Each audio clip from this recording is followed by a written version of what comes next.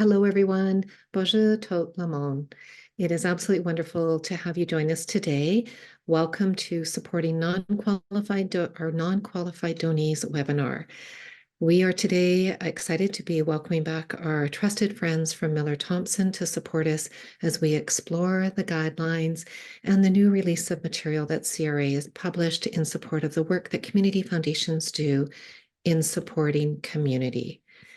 And so as we continue to explore today's session, we hope you leave with an understanding of the legal and the regulatory considerations associated with supporting and funding non-qualified donees, but also as well develop skills in continuing to provide the due diligence and the support that you need internally as you consider these options into the future.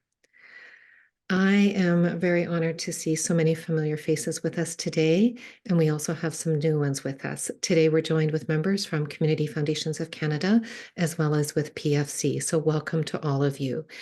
And for those of you that I'm meeting for the first time, my name is Tracy Vavrick, and I'm a member of the CFC team, and it is an absolute pleasure to spend this next hour with you. So as we continue to move forward with today's webinar, I'm going to just share a few items with you, and then we'll go into today's session. But I wanted to share with you that I'm connecting with you from my home in Calgary, Alberta today. And I acknowledge and pay tribute to the traditional territories of the peoples of Treaty 7, which includes the Blackfoot Confederacy, the Tsuut'ina First Nation, and the Stoney Nakoda and the Métis Nation of Alberta. As many of you are aware, I travel to meet with community foundations from coast to coast to coast, and I hold space of the learning journey that I am on as I enter into each of the communities that I arrive into. I am mindful that I am fortunate to be able to have this opportunity to tour the lands of our nation, but also I'm fortunate to be on the lands where I am today. I do acknowledge that I also hurt as I witness judgment of others, and I'm committed to ending systemic racism through my knowledge, kindness, and being part of the healing journey, and continuing to promote and support others to be part of the healing journey. So as we continue to explore our work, let's all continue to build inclusive and caring communities that are filled with peace, with friendship, and understanding. Please take a moment to consider your own connection to the land of where you are today and to the original caretakers of where you live. And I want to share my deep gratitude and appreciation to each of you for your commitment to continue to strengthen your foundation or your community organization, as well as yourself on a personal and professional level. This strength that we're building together continues to support us in building communities where everyone belongs. So before we go into the webinar, just a couple really quick housekeeping details. We, as a friendly Zoom reminder, we are in meeting mode today, and this allows for some dialogue. Now, I'm mindful we have a very large group with us, and so we do ask that everyone please mute your microphone during the presentation, and we will be collecting your questions and your thoughts via the chat. So please pop them into the chat box, and as we incorporate the questions that we collect today, we will try to address as many as we can, or we will be also holding a future discussion time on any questions we're not able to meet today. This session is available in English and in French, and to access the French and the English interpretation, you'll see a globe at the bottom of your screen. And if you click on that globe, you can switch between the French and the English. As well, at the top of your screen, you'll see the bar that says View Options. Now, if you click on the arrow beside it, a panel will appear. Now, under the Shared Screens area, you are able then to choose to view either the English slide deck or the French slide deck. Now, it is my absolute pleasure to introduce and reintroduce our dear friends from Miller Thomson, Sarah Fitzpatrick and Susan Manwaring. Susan is joining us today from the Vancouver Foundation, which is one of the offices that Miller Thomson holds. She usually would be joining us from the Toronto office. And so she is a tremendous soul and partner of Community Foundations of Canada. And one of the values that I hold dear for Susan and her expertise is that she's recognized for leading experts advising on social enterprise, charities, but also not-for-profits in her practice. And Susan provides both general counsel and specialized tax advice to her clients from across Canada, but also internationally. Susan is the national lead of the Social Impact Group at Miller Thomson, and she is joined today with Sarah Fitzpatrick, who is also joining us from the Vancouver office today. And Sarah's practice focuses on the areas of charities, not-for-profits, and trusts. She provides general practice as well for legal advice to these clients to assist them in carrying out their missions and mandates. Now, both Sarah and Susan have been participating and partnering with Community Foundations of Canada for many years and are actively involved with many of our foundations across Canada. And I say, first off, gratitude and thank you to both Susan and Sarah for your leadership and your guidance. It is your support that's helping us to ensure that community foundations are receiving the tools and resources that are relevant for their block of business and meeting those darn legislations. And I say the word darn with the humor on that. Susan and Sarah, it's an absolute honor to welcome you back again. And I am pleased to turn today's webinar now over to you.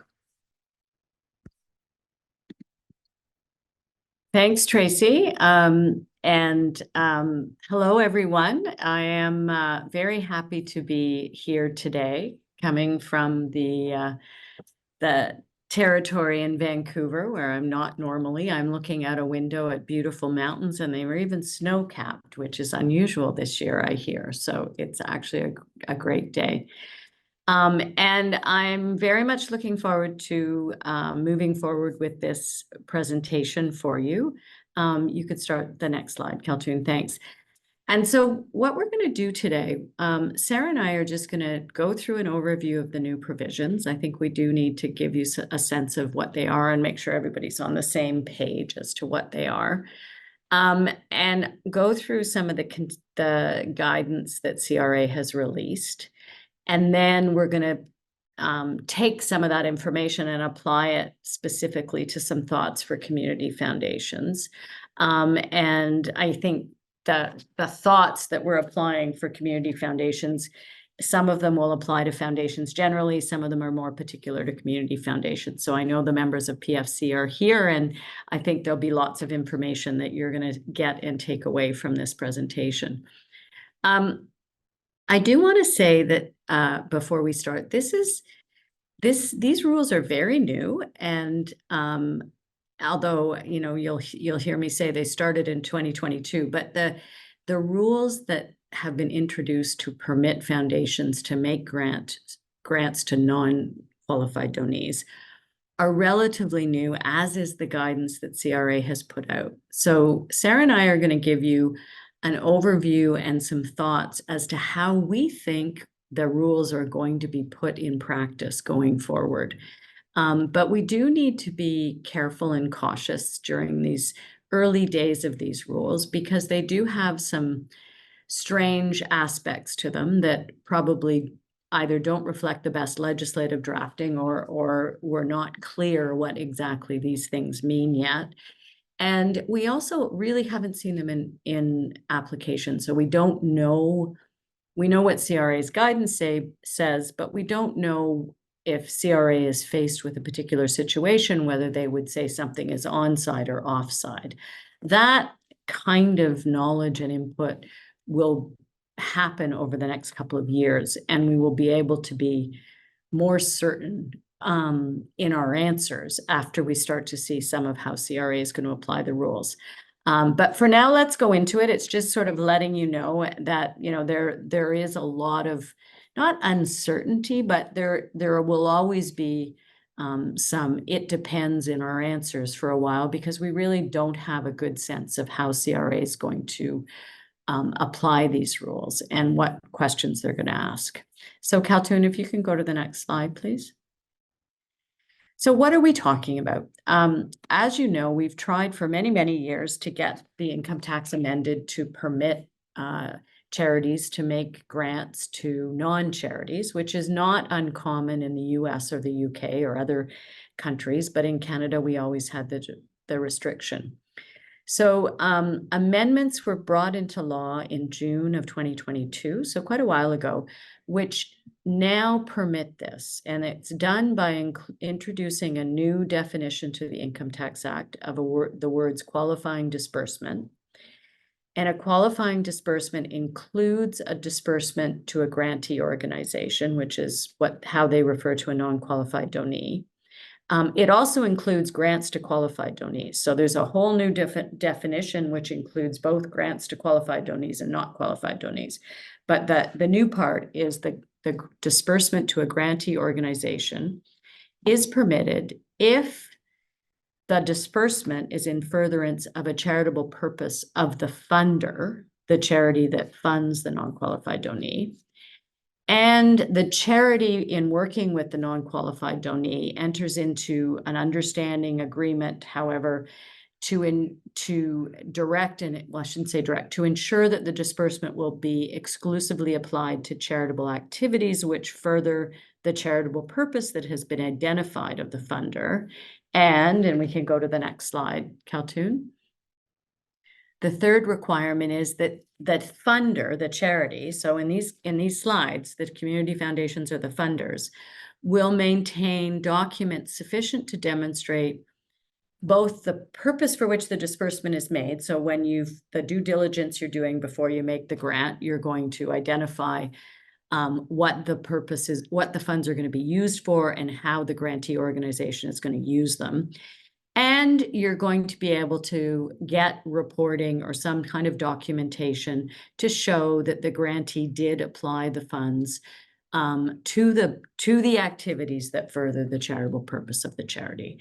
And so, and the Act does use the word charitable activities, much to our disappointment, because we don't really know, there's a whole bunch of questions around that. But that's the rule. So you as a funder will be able to disperse funds to a registered charity, to a non-registered charity or a non-qualified donee, provided you can show, and there's agreement, that the purpose that the grantee is going to use it for is a purpose that ties to the charity's purposes, and that the grantee does in fact use those funds to further that charitable purpose that has been identified. Next slide, please, Kaltun.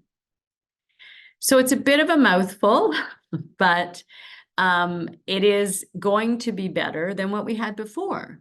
Because what we had before was that a charity could only make grants to qualified donees or carry out its own activities.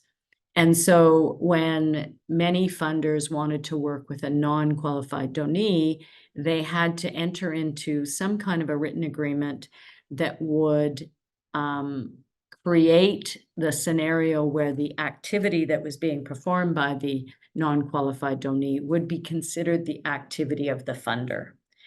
And over many years, the courts and CRA put together guidance on what they thought was needed in order to establish that arrangement would be considered to be the charity's own activities. And as we all know, the big piece on that was maintaining direction and control by the funder, so that the funder could give make the resources available to the non-qualified donee. They could do the work or the activities that were agreed to, but that the arrangements that were put into place really affirmed that the funder had some direction and control over the work that was being done. And that we always said, in order to achieve that direction and control, that the funder could intervene in the decision-making of the intermediary or the party that was doing the work. You know, and anybody who's done this work knows that CRA expected written agreements that were quite detailed, almost instructions to the fundee or the intermediary about how they should do things, ongoing monitoring and supervision, reporting, retention of receipts, invoices, and records, separately tracked funds. So there was a list of things that CRA always wanted, and it was this previous structure that people were really offended by or finding difficult to work with. And that's what these new rules are intended to help fix. Whether we got there is a question, but that's where we started from. Next slide, please. Okay. So these new rules mean, in summary, that now a funder or a charity can use their resources to carry out their own activities, either directly or through an intermediary. So we haven't lost the ability to use the old direction and control rules. And you want to remember that, because there may be times where, when you're looking at working with a non-qualified donee, you can't satisfy the new requirements. So you could go back to the old direction and control rules, the system where you established as a funder that it was your own activity, not the grantee's activity. You can continue to make grants to qualified donees. That's there, and nothing has changed there. But now you can make the grants to non-qualified donee that meet the requirements that we're talking about today. And it's those last two things, the making grants to qualified donee and making grants to non-qualified donees, that now are in the bucket of what we call qualifying disbursements. I don't know if anybody else finds this frustrating, but why they came up with a definition that is QD, when we have often referred to qualified donees as QDs, and now we have qualifying disbursements as QDs, and we have the DQ, which is the disbursement quota. And if we don't get that backwards in some of our writing and everything else, I will be surprised. So they didn't make it easier for us to make things clear. But that's the new regime. If you can go to the next slide, please. So those rules came out in 2022. And there are questions. There are things about the rules, and I'm sure as I was talking about them, you sort of thought about some of the things that we'll talk about today. And so we were anxious to see what the guidance that CRA would put out about the new rules would say. It took them 1.5 years to get the guidance out in final form. We did see a guidance earlier, and it was put out for input, but it is quite a lengthy document, and it does contain a lot of information. And, you know, it's always important for us to think about, okay, what is the guidance? What is it meant to be, and how is it helpful, and how are we supposed to treat it? Basically, these kinds of documents are the Canada Revenue Agency's position on how they will administer a particular provision of the Income Tax Act. The Canada Revenue Agency doesn't draft the legislation, but they are the body that administers it.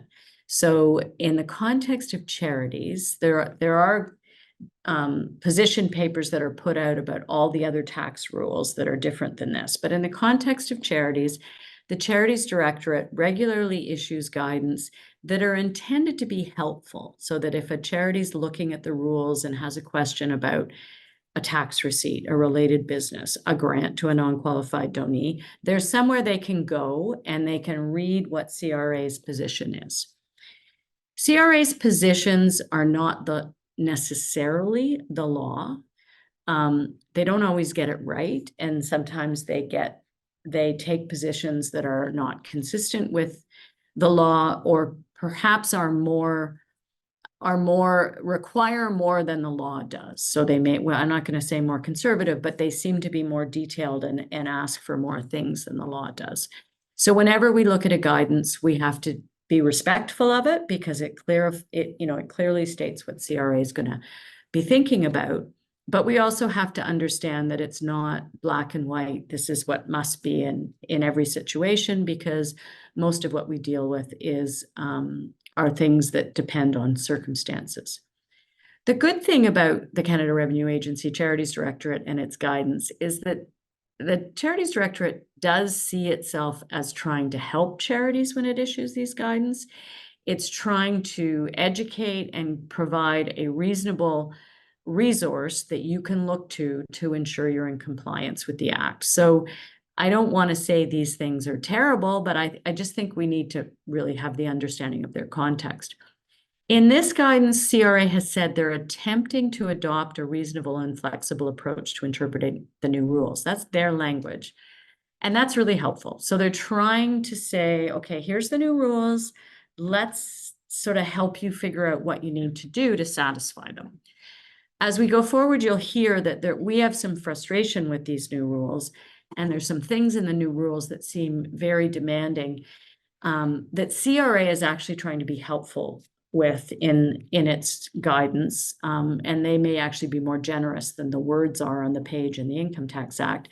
And that's, I think, really helpful. And it was actually nice of them to try to, it's probably why they said a reasonable and flexible approach. They're trying to make the rules work. In any event, if we want to summarize what they're asking for in the guidance, they're basically saying, what you as a funder want to do is you're making grants, whether you're doing it as a grant program or a particular organization, or however you're working through it. You're going to want to think about, okay, these grants are intended to do this, and whatever this is, how am I going to tie it to my charitable purposes? So it's the critical piece is that the work that will be done with the funding that is provided can be tied to your charity's purposes. And we're going to get into some of the difficulties with this, because a grant qualified donee corporate object is not a good enough charitable purpose to let you fit into these rules. And so there's going to have to be some work done. But we have slides later that will get into those specifics. But that's step one.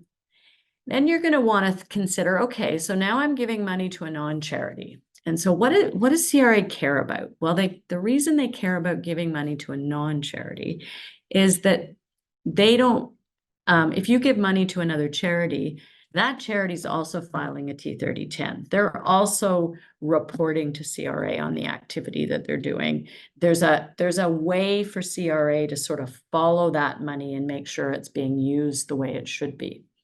If you start giving money to entities that are outside of the country or who are not qualified donees, the ability of CRA to ensure that the funding that gets into the charitable sector is used for the charitable purpose is diminished.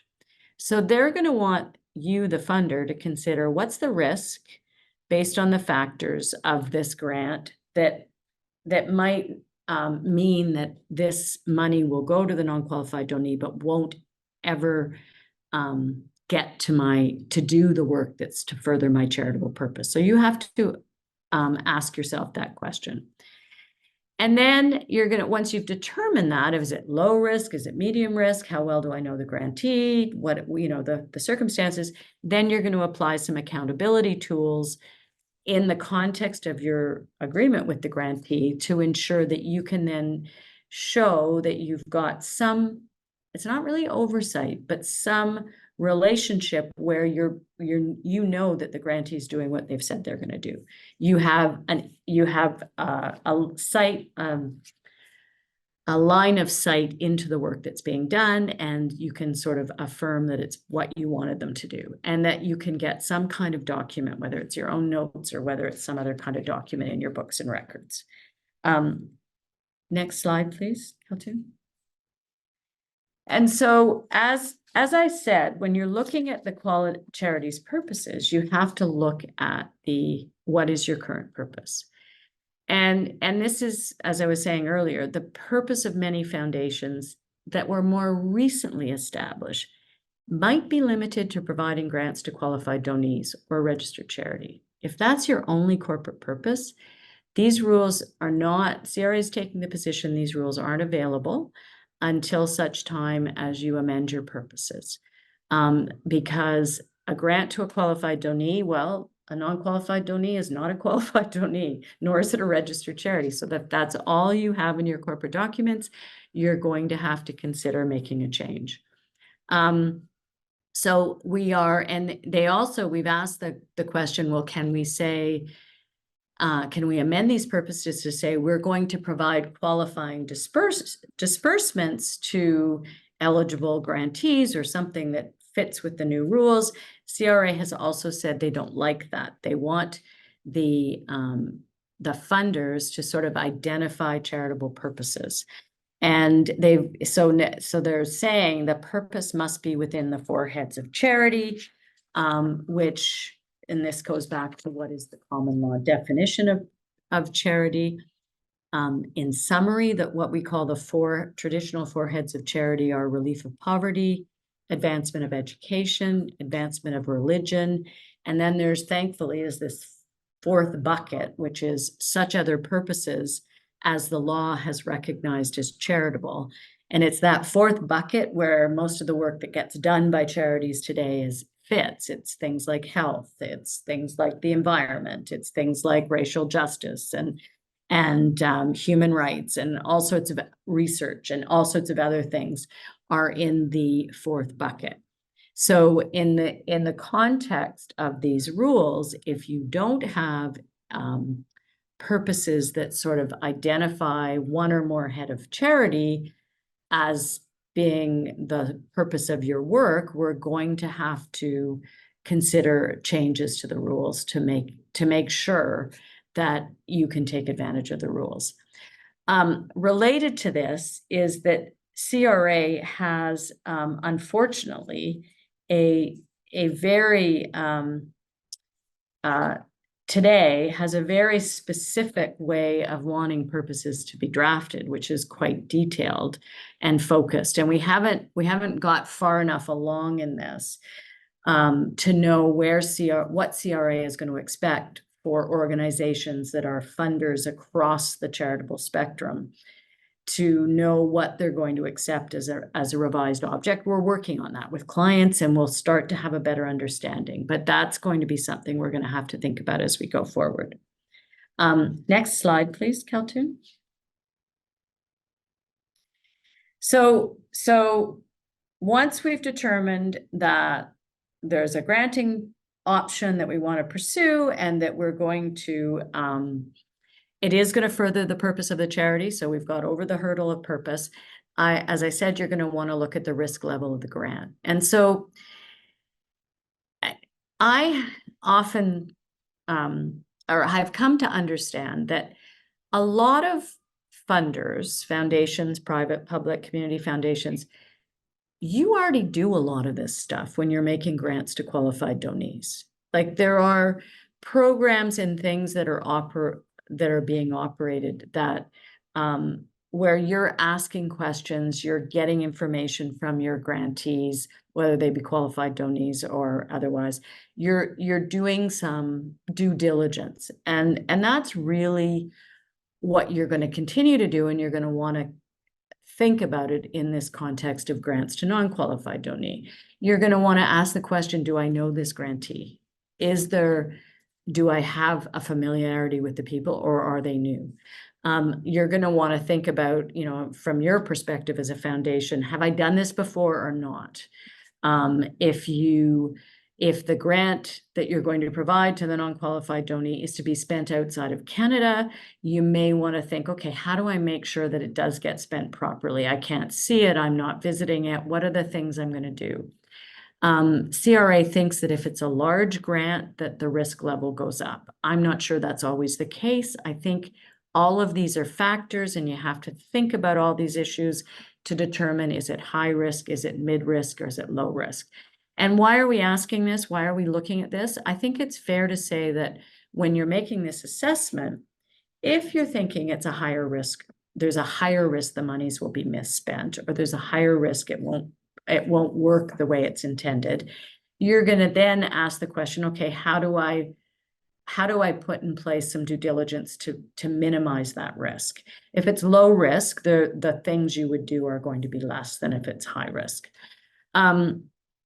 Whether there's a private benefit concern is a big one, and that's the question of, is there a potential that someone outside of the charitable purpose or the charitable beneficiary could benefit from this grant in a way that isn't charitable? And so you want to think about that. And in the context of grants to non-qualified donees, you could make a grant to a for-profit entity, but if you did that, that's where there's serious private benefit concerns. So you need to think about these things when you're determining the risk level of the grant.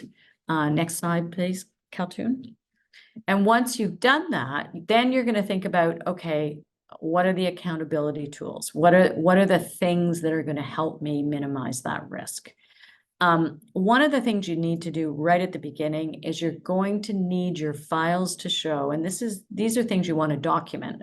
Electronic documentation is fine, but somewhere in your records, you're going to want to be able to show the due diligence you've done before the grant is made, and that the investigations, if necessary, into the grantee if you didn't know them. How do you know who they are? How do you know they're going to be okay, that there's not risk with them? Have you asked other organizations who might have given them? Are you in a position where you can sort of affirm that you know this entity, or that you've talked to people who know them? Obviously an accountability tool is document what you're thinking the non-qualified donee is going to do to further your charitable purpose, and make sure it's on paper and you both agree, and you both acknowledge and agree to it. Having something in writing doesn't need to be too formal, depending on the level of risk and the size of the grant, but something that says, here's what we're intending on both parties is really important. Monitoring and reporting, not the same as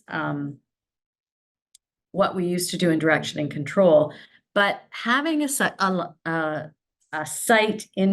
line of sight into the activity, calling them, documenting that you've met, having them give you reports. If it's a large grant, again, doesn't hurt to give money over time and make sure there's deliverables that get sent to you before the next installment. Things like that. Separately tracked funds. CRA says if it's really high risk and you're worried and it's outside the country and you need to be sure, you might want to ask for it. It's not what Parliament intended in these rules. I mean, part of what was in these rules is to try to make it easier, and that probably won't do that. Next slide, please. So when you go through the guidance, and I do encourage you to go back, next slide, thanks. When you go through the guidance, you're going to see that CRA has some charts and some suggestions, and that's really what this talks about. And I'm not going to go through this in detail because I want Sarah to have a chance to talk about some of the things that are on the next bunch of slides. But these are things that CRA says, okay, if you have no experience with the non-qualified donees, then you should think about what is that due diligence we need to do and show that you're doing it. If it's really high risk, or if it's going outside of Canada, maybe the written agreement has to be more formal. So a lot of this is common sense. Think about this as the funding that you're giving, and you want to know for sure it's going to what it's supposed to support. How do we make sure that happens? That's really what this is about. So the guidance is broken into high risk grants, and Kaltun, next slide, please. And low risk grants. So where you think these people, it's not a big agreement, CRA acknowledges that you don't have to have what they might want to see in your file is probably less. So in fact, this is reflecting a reasonable approach. It looks like a lot when you read the guidance, but I think when you go through it, you'll start to really feel a little more comfort that really, if you sit back and think about it, these are reflecting what you would probably do even if it was a qualified donee you didn't know about, that you might decide you have to put more in place than one that you know well. So again, think about it in the context of how you grant and how you'll grant in the future. Next slide, please. And finally, the one thing about this, and this is where we're going to get more and more information, is that you do have to report and disclose these grants to CRA and your T3010 on a separate form, but it gets listed if there's more than 5,000 to the non-qualified donee in a year. You're going to have to list the non-qualified donee, the purpose of the grant, and the total amount granted. And now I'm going to turn it over to Sarah. And I know Tracy said this, I know there's lots of discussion in the chat. We will have another time to respond to a lot of the questions too, because I suspect everybody has lots of questions, but it's hard to get to each specific question because this is quite general. Anyway, over to you, Sarah. Next slide. Thank you, Susan. Hi, everyone. Thank you for joining us in this conversation. So I'm going to start off with talking about the anti-directed giving rule. So what Susan's talked about now is we've got the new qualifying disbursement rules, but at the same time that they made the changes to the Income Tax Act to allow for registered charities to make qualifying disbursements to grantee organizations or non-qualified donees, we also got an additional rule in the Income Tax Act. And this rule does impact qualifying disbursement rules. So this is what we're calling the anti-directed giving rule. And what it says now in the Income Tax Act is that the minister may revoke the charitable registration of a charity if a charity accepts a gift that was granted to the charity with an express or implicit condition that the charity will make a gift to a non-qualified donee. So that's, a lot of wording. So I could back up a step so this is a potential penalty that could be applied if a charity receives a gift from a funder, whether that's an individual donor or even it could be a gift coming from government or some other type of entity, another charity, for example. If you receive a gift, no matter who it's coming from, and there is a condition on that gift that the charity is to use funds or another asset to make a gift to a non-qualified donee. The mischief that they're trying to prevent here is fiscal sponsorship situations or situations where the charity isn't really maintaining oversight over the funds, that it's just being used as a flow through. Like a nonprofit goes out to donors and says, here, I have a charity lined up and here they have a charitable registration number. If you make donations to them, it's going to come to us. That's really the mischief that's being targeted, but the wording in the act is broader than that. It talks about if there's the express or implicit condition. It doesn't talk about, flow throughs or fiscal sponsorships. And so these anti-directed giving rules are going to impact fundraising, and it's going to impact how you might be fundraising, whether that's for donor advised funds or for other funds that you hold. If I could have the next slide, please. So what I talked about what's in the act. Now, the Canada Revenue Agency, in the new guidance on making qualifying disbursements, it has also included guidance on the anti-directed giving rule. And I think that the Canada Revenue Agency, it realizes that the new anti-directed giving rule is difficult when we've also got the qualifying disbursement rules at the same time, that is tying the hands a bit about how charities can actually raise funds to do qualifying disbursements.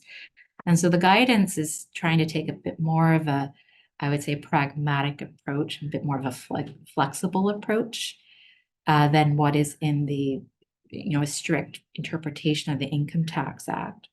The guidance says that Canada Revenue Agency's position is that donors are permitted to indicate to charities that they have a preference for how their donation is applied. But it must be clear when a donation is made that it's the charity's funds, that the charity has ultimate authority over the use of those resources. And it's not like if the donor's dissatisfied, that the funds can go back to the donor.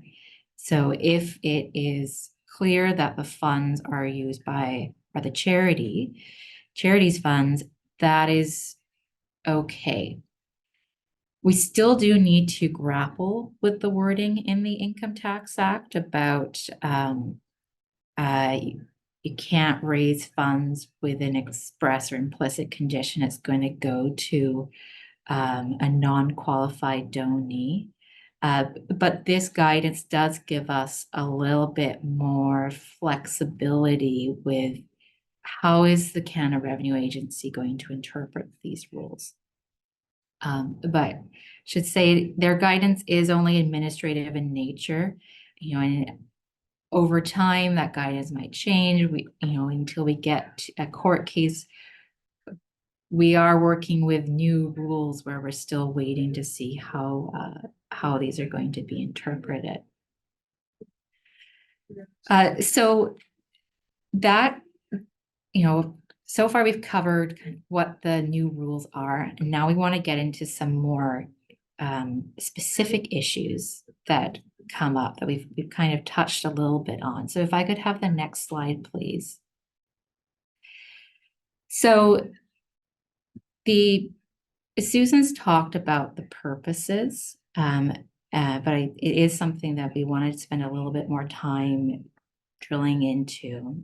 So it's clear from CRA's guidance that they think that in order to make qualifying disbursements under the new rules, there has to be what we're calling an active purpose, and not just a purpose that says making grants to other registered charities or making grants to other qualified donees, that it has to be a purpose like their examples, they use things like to advance education. Now, we're not advocating that everyone goes out and changes their purpose. What we think that you should be doing is taking a look at what the purposes are in your governing documents, the Constitution or the articles, if you're incorporated by statute, the Act, to figure out what do these purposes say, and what do these purposes allow us to do. Do these purposes make it difficult for us to make qualifying disbursements under the new rules? And I think that you should likely obtain legal advice on that as well, so that you have comfort with those purposes. If we could have the next slide, please. So I wanted to give an example of purposes that charities use and community foundations use prior to these new rules.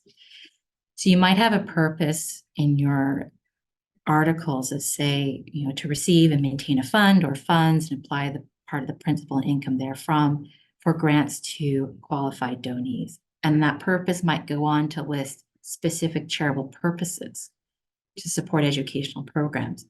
But because the intro paragraph here to that overarching purposes says the way we're going to do this is to make grants to qualified donees, it restricts the ability to how you can, what activities you can do under that purpose. And it's possible that under CRA's new guidance is that they would interpret this purpose narrowly to say, this is not something that permits qualifying disbursements, because we have that language about the way we carry out our purpose is by making grants to qualified donees at the front end of this purpose. If we could have the next slide, please. One way to possibly change your purposes is to have still have a grants to qualified donee purpose, but have that as only one of the purposes or one of the ways that it could be you're carrying out your activities. So for example, to have some kind of introductory paragraph that says to build healthy, vibrant, sustainable, inclusive communities within a region. And then we have the specific purposes listed underneath. That's one of them is by making grants to qualified donees. And then we have the education one underneath that, so that the entire purpose isn't framed by the requirement that we're doing everything by making grants to qualified donees. I'm not advocating that you have to adopt purposes like this. I mean, this is just sample. This is some ideas to think about when you're looking at purposes. And this isn't a purpose that has been, got Canada Revenue Agency stamp. It's not on their model purpose language on their website. But it's something to think about. I know there's been a number of questions about purposes. And, one of them is, if you have flexible purposes already, you should think about, do we want to change them? Because if you start tweaking purposes, Canada Revenue Agency, its current policy is often to have much more specific, narrower language in there. And so if you already have flexible language in your purposes, if you start making changes, it could mean that you end up with a little bit more of a restricted, limited purposes. So there's some judgment that needs to be made about, do we want to start adjusting the language? Do we need to adjust the language in order to do what we want to do?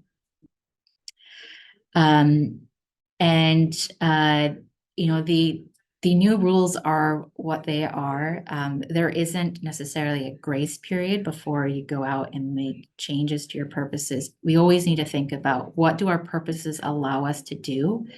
And are they broad enough to cover the activities we want to do? And that's something that needs to be thought about generally, not just about the qualifying disbursement rules, but that's a general principle that we need to think about. If I could have the next slide, please. So I also want to be mindful of timing. One of the issues that the anti-directed giving rules is we have to grapple with is how it's going to impact how we fundraise and how we hold funds. So many community foundations, you're going to have managed funds or agency funds or even flow through funds currently that are for qualified donees or registered charities. You have funds that are set up that are designed to support a particular registered charity.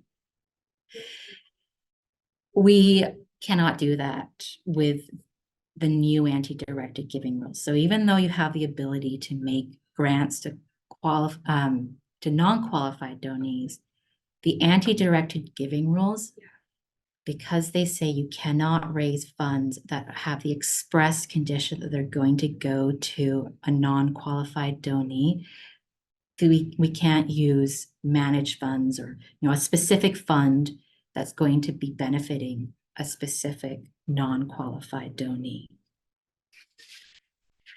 If I could have the next slide, please.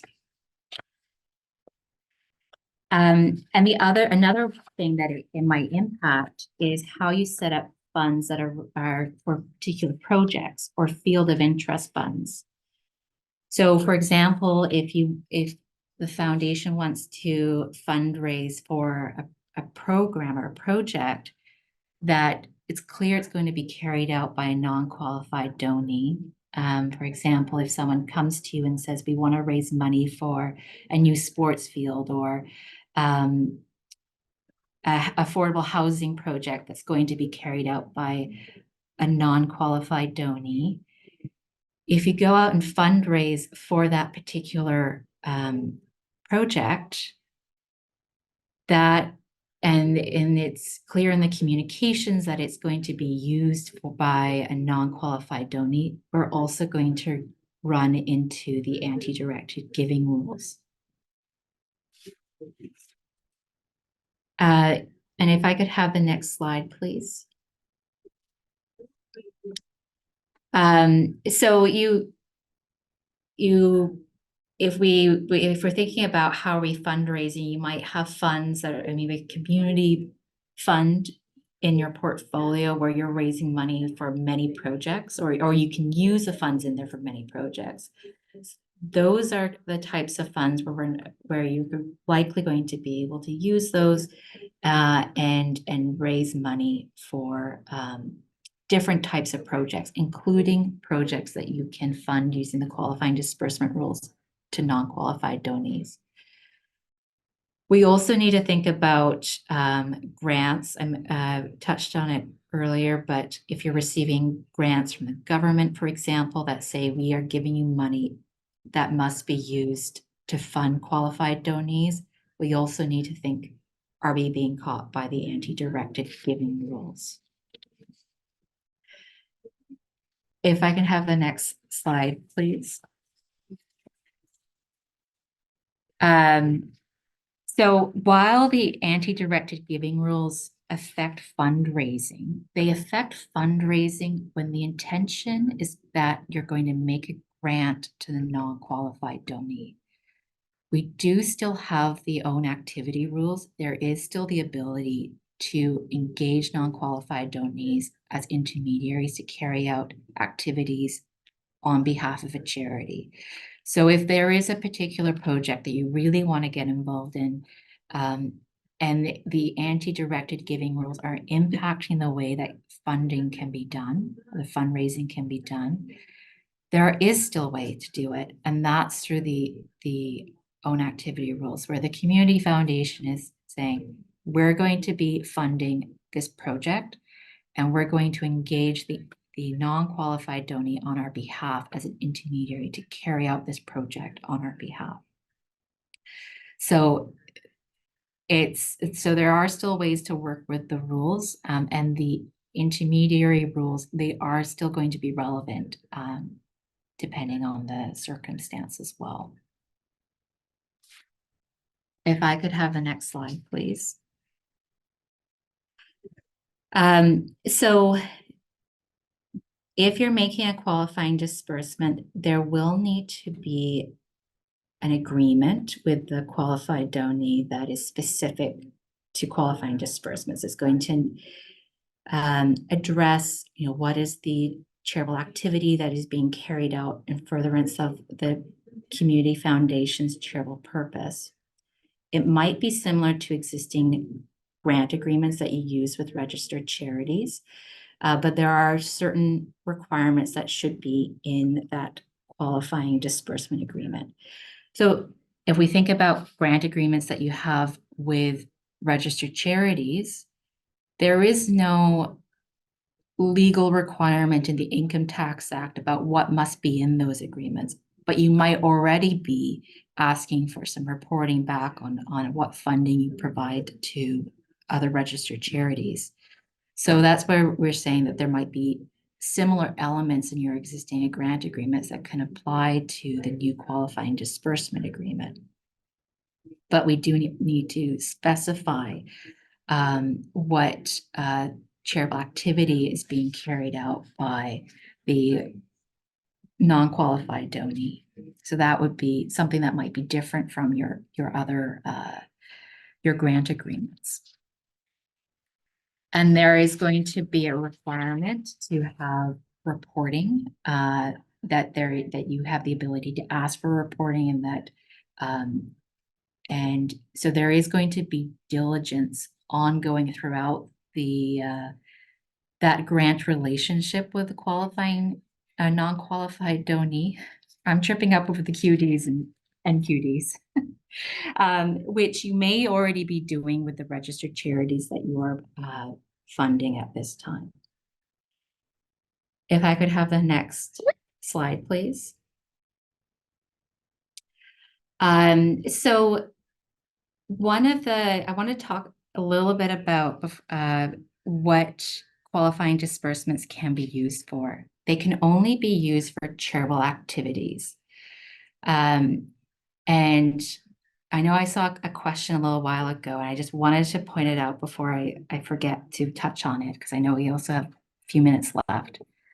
One of the differences with the old intermediary relationships and the new qualifying disbursement relationships is that we have more flexibility under the qualifying disbursement rules to provide funding to activities of a non-qualified donee that are ongoing, that it's not for a discrete charitable project, that it's an ongoing activity, that it could even in certain circumstances be operational funding, but the caveat is always going to be that it is a charitable activity that is being carried out by the non-qualified donee that furthers the charitable purpose of the funder.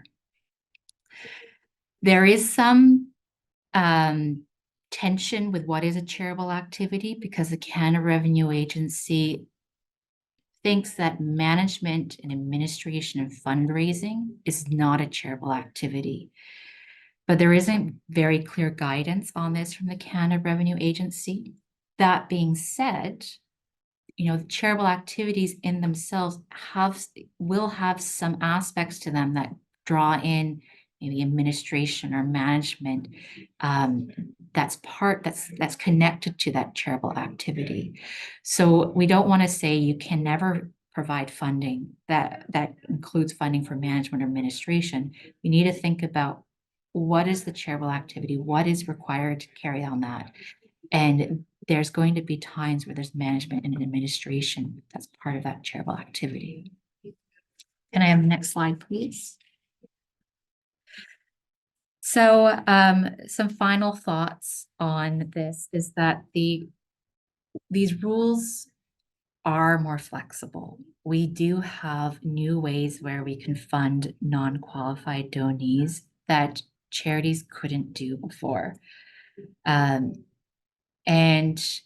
there is going to be times where it looks similar to how you might fund other registered charities, but we do need to keep in mind those requirements in the Income Tax Act, that it must be an activity that you're funding that furthers a charitable purpose, and it's a charitable activity, and that we have documentation about that. That doesn't necessarily mean to say we need to do a checklist risk assessment every single time we think about how we're going to fund a non-qualified donee, but we need to think about what's in the file, what do we know about this organization, how do we document that, and make sure that there is documentation that covers the lifespan of our relationship with this organization, so that we do know how they're using the funds that we've provided them. Can I have the next slide, please?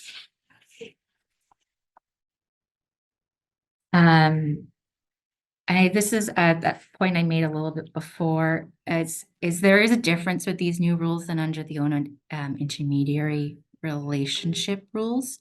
When we did the own activities, the community foundation would have had to take the position that the activity carried out by the registered other entity, the non-qualified donee, is the activity of the community foundation. We don't need to do that anymore. So this gives us more flexibility to provide funding for ongoing programs and in operational funding that isn't just for discrete programs or projects. And these new rules are new. We are still learning all the nuances and implications of them. And I think that also, the Canada Revenue Agency is also going to be learning and growing with them as well, as we come into new situations and find out how things evolve over time.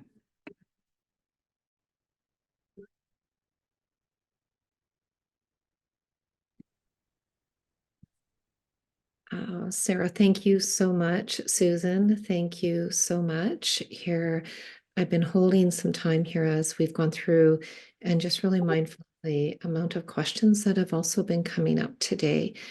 I'm mindful we're at the top of the hour, and so anyone that does need to leave at this moment, we are going to close off in a moment, but I just want to provide one more update before we do so. I really, again, express my gratitude, Susan and Sarah, for leading us through today's discussion. I'm really mindful that the guidance review today has also inspired many other questions that are specific to some organizations or also specific to interpretation from our audience. And so Sarah and Susan and I were chatting just before we jumped on today, and we were mindful of that before we jumped on. And so we're going to be scheduling, pardon me, an office hour that will be announced in the next newsletter, and it will encompass the date of when we'll meet. And we are gathering all of these questions so that we can have some discussion during the office hours of these questions, and also really mindful that there's some common questions that will be grouped together, etc. But we do want to let you know that we will be continuing this conversation. Susan, I want to thank you. Thank you for your guidance. Sarah, thank you. Thank you for your guidance as well. It is fun. We're making progress.